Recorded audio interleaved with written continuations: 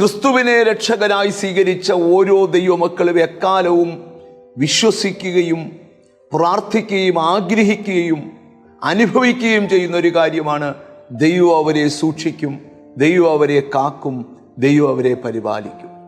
അങ്ങനെയൊരു തിരുവചന ചിന്തയാണ് ഇന്ന് നമ്മൾ ധ്യാനിക്കാൻ പോകുന്നത്. 27-ാം സങ്കീർത്തനത്തിൻ്റെ 5-ാമത്തെ വാക്യം: അനർത്ഥ ദിവസത്തിൽ അവൻ തൻ്റെ കൂടാരത്തിൽ എന്നെ ഒളിപ്പിക്കും, തിരുനിവാസത്തിൻ്റെ മറവിൽ എന്നെ മറയ്ക്കും, പാറമേൽ എന്നെ ഉയർത്തും.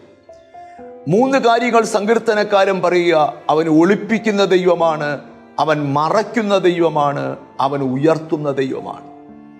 മനുഷ്യജീവിതത്തിൽ അനർത്ഥങ്ങൾ ധാരാളം കടന്നു വരും.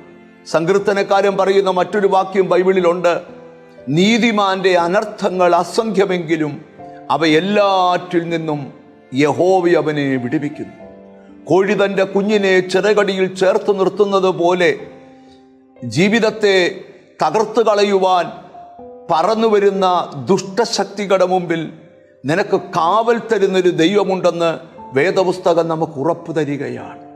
ഇവിടെ എഴുതിയിരിക്കുക: അനർത്ഥ ദിവസത്തിൽ അവൻ നിന്റെ കൂടാരത്തിൽ നിന്നെ ഒളിപ്പിക്കും. നിന്നെ തകർത്തു കളയുവാൻ എത്രയോ വ്യക്തികളും ശക്തികളും എഴുന്നേറ്റിട്ടു.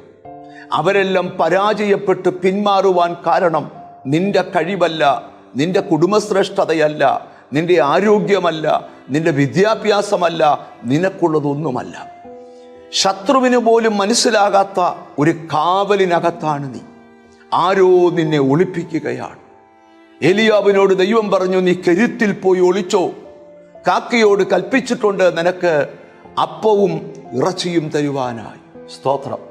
ആ രാജ്യത്തിലെ രാജാവ് ആ രാജ്യം മുഴുവൻ അരിച്ചു പറക്കിയിട്ടും ദൈവം ഒളിപ്പിച്ചു വെച്ച ഏലിയാവെന്ന് പറഞ്ഞ മനുഷ്യനെ ആ രാജാവിനെ കണ്ടെത്തുവാൻ കഴിഞ്ഞില്ല.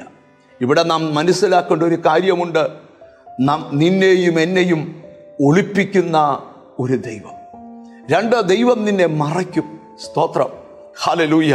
അവിടെ സങ്കീർത്തനക്കാരൻ പറയുക: തിരുനിവാസത്തിന്റെ മറവിൽ അവൻ നിന്നെ മറയ്ക്കും. ഇസ്രായേൽ മക്കൾ മരുഭൂമി യാത്രയിൽ ചെങ്കടലിന് മുമ്പിൽ എത്തുമ്പോൾ ദൈവത്തിൻ്റെ ജനത്തിൻ്റെ മുമ്പിൽ നിന്ന് ദൂതന്മാർ പുറകിൽ വന്നു, മേഘവും പുറകിൽ വന്നു.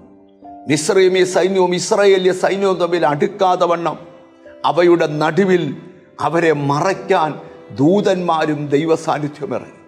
ഇതുപോലെ പലപ്പോഴും ശത്രു നമ്മളെ ആക്രമിക്കാൻ വരുമ്പോൾ മറയ്ക്കുന്ന കരം നമ്മൾ അനുഭവിച്ചിട്ടുണ്ട്. അടുത്ത വചനമാണ്: നിന്റെ പാറമേൽ ഉയർത്തും.